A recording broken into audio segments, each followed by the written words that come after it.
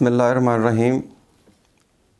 ناظرین، میں ہوں آپ کا میزبان فاروق حارث العباسی اور آپ دیکھ رہے ہیں ہمارا یوٹیوب چینل SAY اسلامک۔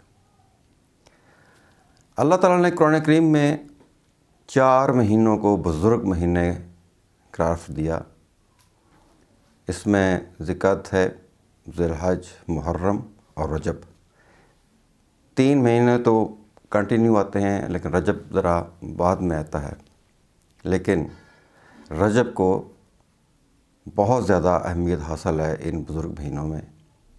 اس کی وجہ کسی مہینے میں نبی پاک صلی اللہ علیہ وسلم کو رسالت عطا ہوئی۔ شب معراج کی رات حضور نبی کریم صلی اللہ علیہ وسلم نے جب اللہ تعالیٰ کے حضور تشریف لے جانا تھا تو اس وقت آسمانوں پر ایک جشن کا سما تھا۔ ہر جگہ پر تیاریاں اور جوش و خروش فرشتوں کا پایا جاتا تھا۔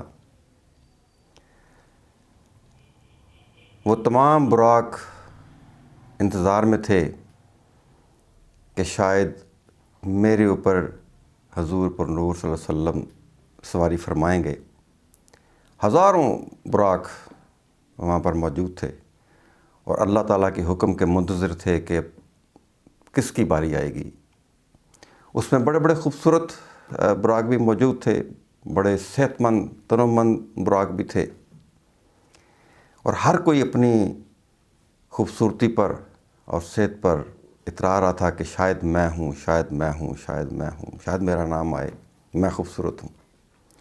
ان میں سے ایک براق بالکل کمزور اور نحیف دور کھڑا سب کی طرف دیکھ رہا تھا۔ اپنا تو اس کو خیال ہی نہیں تھا کہ میں ایک کمزور سا ایک براق ہوں، میرے اوپر کہاں سرکار دو جہان سواری فرمائیں گے۔ وہ دوسروں کو دیکھ دیکھ کر رشک کر رہا تھا کہ وہ براق بڑا خوبصورت ہے، وہ فلاں براق بڑا خوبصورت ہے، ہو سکتا ہے کہ اس کی باری آئے، ہو سکتا ہے کہ وہ ہو۔ اس طرح وہ دیکھ رہا تھا اور سب پر رشک کر رہا تھا کہ اچانک اللہ تعالیٰ کی آواز آئی کہ وہ فلاں براق جو ہے وہ میرے محبوب کو لے کر آئے گا۔ اب وہ براق جو بالکل نحیف اور کمزور سا تھا، اس کو اپنے کانوں پر یقین نہیں آیا کہ میرا ذکر، میرا نام آ گیا۔ اور تمام براق حیرانگی سے دیکھنے لگے اس براق کی طرف اور اللہ کے فرمان کو دیکھ کر حیران تھے، سن کر حیران تھے کہ ایسی کیا وجہ ہوئی کہ ہم اتنے خوبصورت اور صحت مند براق تھے اور اس کی اللہ تعالیٰ نے جو ہے اس کو حکم دے دیا کہ وہ میرے نبی کو، میرے محبوب کو لے کر آئے گا۔ حقیقت میں یہ تھا کہ اللہ تعالیٰ کو اس کی عاجزی اور انکساری پسند آئی۔ اس کے اندر کوئی کسی کا حسد اور بغض نہیں تھا، کینہ نہیں تھا۔ وہ دوسروں کو دیکھ دیکھ کر خوش ہو رہا تھا، اسے رشک آ رہا تھا، اور یہ چیز اللہ تعالیٰ کو انتہائی پسند آئی کہ اس کے اندر کوئی کسی قسم کا حسد یا بغض نہیں ہے اور وہ سب کو دیکھ کر خوش ہو رہا ہے۔ اسی لیے اللہ تعالیٰ نے فرمایا کہ وہ والا براق جو ہے نا وہ میرے محبوب کو لے کر آئے گا۔ حضرت جبرائیل علیہ السلام اللہ کے حکم سے اس براق کو لے کر نیچے آ جاتے ہیں۔ آپ صلی اللہ علیہ وسلم تشریف لاتے ہیں، اور جب آپ حضور، یہ روایت ہے، بڑی معتبر روایت ہے کہ نبی کریم صلی اللہ علیہ وسلم نے خود فرمایا کہ جب میں براق کے قریب آیا تو وہ براق جو تھا وہ بدک رہا تھا۔ تو جبرائیل علیہ السلام نے اس کو ڈانٹا کہ تم نہیں جانتے کہ تمہارے لیے یہ کتنی سعادت کی بات ہے اور تم آرام سے کھڑے نہیں ہو رہے؟ اس نے کہا، براق نے کہا کہ مجھے بالکل معلوم ہے، میں جانتا ہوں کہ میرے لیے یہ بہت ہی سعادت کی بات ہے، لیکن حضور صلی اللہ علیہ وسلم مجھ سے وعدہ فرما دیں کہ قیامت کے دن بھی میرے اوپر تشریف رکھیں گے، سواری فرمائیں گے۔ حضور نبی کریم صلی اللہ علیہ وسلم نے تبسم فرمایا اور اسے کہا کہ ٹھیک ہے، میں تم سے وعدہ کرتا ہوں کہ قیامت کے دن بھی میں تم پر سواری کروں گا۔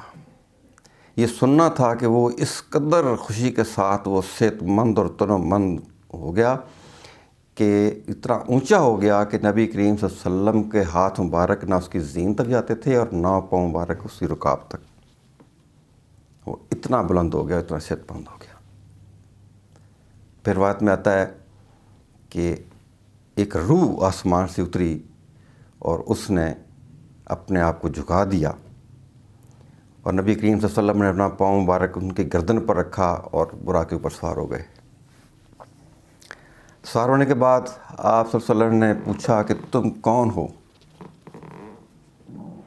روح نے عرض کیا کہ میں آپ کے فرزندان میں سے ایک فرزند ہوں اور اللہ نے اگر مجھے توفیق دی تو میں آپ کے دین کو زندہ کروں گا, جاری کروں گا. یہ سن کر نبی کریم صلی اللہ علیہ وسلم نے دعا دی کہ آج جس طرح میرا پاؤں تمہاری گردن پہ ہے, تمہارا پاؤں قیامت تک آنے والے اولیاء کرام کی گردنوں پر ہوگا. یہ دعا دی اور آپ کی سواری چل پڑی. جب آپ 7ویں آسمان سے گزر کر عرش مولا کے پائے تک پہنچے تو وہاں پر آپ نے دیکھا کہ عرش مولا کے نیچے ایک انتہائی عظیم الشان اور سبز رنگ کا ایک خیمہ نصب ہے.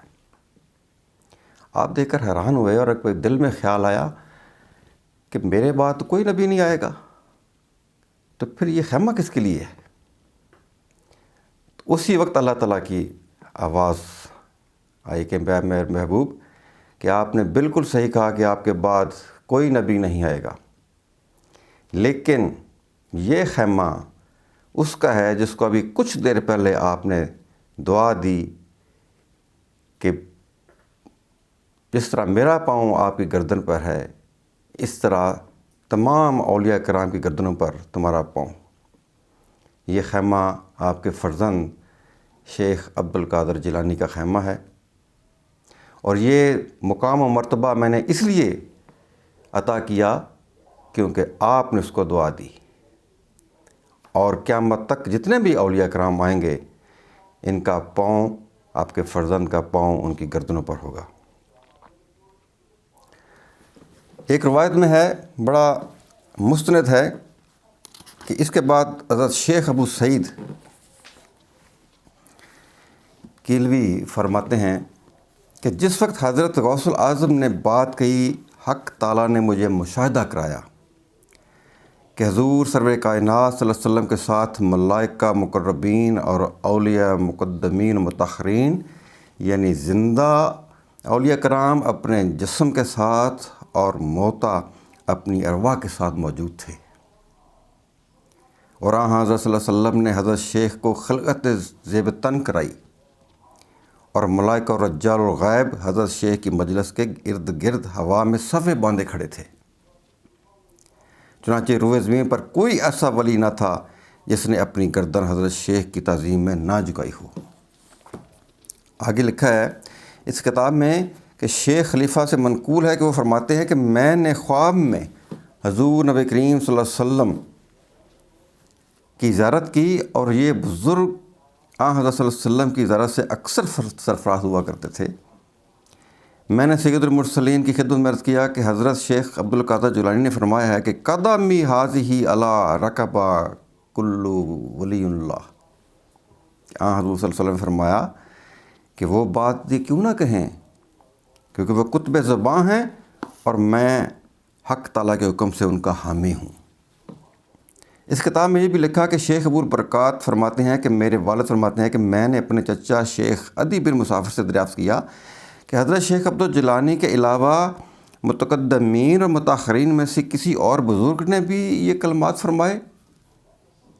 انہوں نے جواب دیا کہ نہیں. میں نے پوچھا کہ پھر اس کے معنی کیا ہیں؟ انہوں نے فرمایا کہ حضرت غوث الاعظم کے ان کلمات سے آپ کے مقام میں فردیت کا اظہار ہوتا ہے. اس کے بعد میں نے دریافت کیا کہ ہر زمانے میں فرد ہوتا ہے؟ انہوں نے جواب دیا کہ ہاں، لیکن حضرت غوث الاعظم کے سوا باقی کوئی فرد یہ کلمات کہنے پر مامور نہیں ہوا. میں نے دریافت کیا کہ کیا حضرت غوث الاعظم کو یہ کلمات کہنا حکم آیا تھا؟ انہوں نے جواب دیا کہ بالکل حکم ملا تھا اور تمام اولیاء اللہ کے گردنیں جھکا دینا اسی حکم کی وجہ سے تھا. کیا تمہیں معلوم نہیں کہ ملائکہ نے بھی حق تعالیٰ کے حکم سے آدم علیہ السلام کو سجدہ کیا تھا؟ اس میں حضرت شیخ محمد اکرم قدوسی رحمۃ اللہ علیہ فرماتے ہیں کہ ان کے نزدیک مقام کے یہ معنی ہیں کہ قدم سے مراد ولایت ہے، اور یہ بات سب کو معلوم ہے کہ حضرت غوث الاعظم کی ولایت تمام مشائخ کی ولایت سے بالاتر ہے، اس وجہ سے کہ آپ مرتبہ محبوبیت سے سرفراز تھے، اور اگر کوئی اور ولی اللہ مقام محبوبیت تک پہنچے گا تو حضرت غوث الاعظم کے واسطہ سے پہنچے گا، بلکہ جتنے سلاسل کو جاری ہیں سب حضرت غوث الاعظم کی وساطت سے جاری ہوئے ہیں، اور قیامت تک اپنی شان و شوکت حضرت شیخ کے طفیل برقرار رہے گی۔ اور جس قدر مشائخ الزام اپنے حلقہ ہائے طریقت کے سربراہ ہیں، سب نے حضرت غوث الاعظم کی خدمت میں حاضر ہو کر تربیت حاصل کی ہے۔ چنانچہ سلسلہ عالیہ چشتیہ کے سردار قطب الاقطاب حضرت خواجہ معین الدین حسن سنجری نے قصبہ جال میں پہنچ کر حضرت شیخ عبدالقادر جیلانی کی خدمت میں 5 ماہ اور 7 روز قیام فرمایا اور فیض سے تربیت حاصل کی۔ یہ حضرت شیخ عبدالقادر جیلانی کا مقام ہے، اور اس میں یہ بھی لکھا ہے کہ جب آپ یہ خطبہ فرما رہے تھے تو اس وقت 50 کے قریب بلند پایا اولیاء کرام وہاں پر موجود تھے، اور جب آپ نے کہا کہ میرا پاؤں تمام اولیاء کی گردنوں پر ہے، تو اس وقت حضرت جن کا نام ذکر یہاں فرمایا گیا حضرت علی بن حستی جو بڑے جلالی ولی تھے، وہ فوراً اٹھے اور آپ نے اپنی گردن جھکا دی اور آپ کا پاؤں اپنی گردن پر رکھ لیا۔ اس کے بعد تمام اولیاء کرام جہاں جہاں بھی تھے ان سب نے اپنی اپنی گردنیں جھکا دیں۔ یہی وجہ ہے کہ انہوں نے اللہ کے حکم سے یہ الفاظ کہے، نہ کہ اپنی طرف سے۔ وہ مقام ہے ان لوگوں کے لیے جو ان اولیاء کرام کی کرامات کی نفی کرتے ہیں یا ان کے منکرین ہیں۔ انہیں یہ چیز سوچنا چاہیے کہ وہ اللہ کے بندے، اللہ کے حکم سے ان کو یہ تمام عظمتیں ملیں، تمام خلفتیں ملیں۔ ان کے لیے ایسے الفاظ مت استعمال کریں اور اپنے ان اعمال کی فکر کریں کہ خدا نہ خواستہ ایسا نہ ہو کہ ان کی تذلیل یا ان کی تہذیب آپ کے اعمال کو ختم کر کے رکھ دے۔ لہٰذا ان کی عزت اور قدر ہم سب پر لازم اور واجب ہے کہ جنہوں نے اللہ کی راہ میں، اللہ کے محبوب کی محبت میں اپنی زندگیاں جو ہیں وہ صرف کر دی ساری، اور اللہ نے انہیں اپنا محبوب کر لیا۔ اسی لیے سورہ یونس کی آیت نمبر 61 میں اللہ تعالیٰ فرماتا ہے کہ اولیاء اللہ کو اس روز نہ کوئی ڈر ہوگا اور نہ کوئی خوف ہوگا۔ یہ خوف کا مقام ہے کہ ہم لوگ کیا کرتے ہیں، ہم لوگ کیا سوچتے ہیں ان اللہ کے بندوں پہ جس کے بارے میں اللہ تعالیٰ نے قرآن میں کہہ دیا کہ اللہ کے ولیوں کو نہ کوئی ڈر ہوگا نہ کوئی خوف۔ اللہ تعالیٰ ہم سب کو توفیق دے کہ ہم بزرگان دین، اولیاء کرام کی عزت و تکریم کرنے کے سب سے زیادہ آگے بڑھ کر اس مقام کو حاصل کریں اور کچھ اللہ کی نگاہ میں اپنا مقام پالیں۔ وما علینا الا البلاغ۔